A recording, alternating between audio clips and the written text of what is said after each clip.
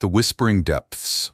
The waves lapped gently against the side of the small fishing boat as Emma dropped her net into the midnight blue expanse.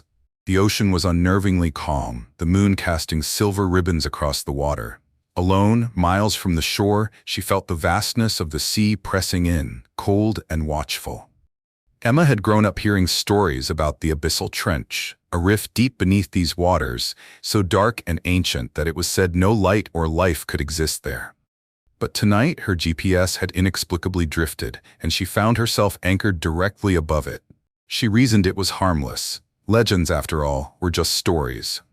The first sign came when her net hit something solid. Frowning, she began to reel it in, expecting a log or discarded debris. But as the net neared the surface, a strange, pale object glimmered in the moonlight. It was a doll, waterlogged and limp, its hollow eyes staring up at her. Uneasy, Emma tossed the doll back into the water, but as it sank, she heard it, a faint, melodic whisper, like the echo of a voice traveling through the water. She froze, straining her ears. "Emma?" Her heart lurched. The whisper had unmistakably spoken her name. She turned sharply, scanning the water, but there was nothing, only the gentle ripple of waves. She shook her head, chalking it up to exhaustion. Minutes later, the boat jerked violently, as though something massive had struck its underside. She stumbled, clutching the edge of the boat. Then she saw it. A shadow, impossibly large, circling beneath her. It rose slowly, revealing slick, scaled skin and eyes that shimmered like dark pearls. The creature's body was serpentine, with appendages that rippled like the fins of deep-sea fish. Its mouth, lined with rows of jagged teeth, opened, and the whispering voice grew louder. "Join us."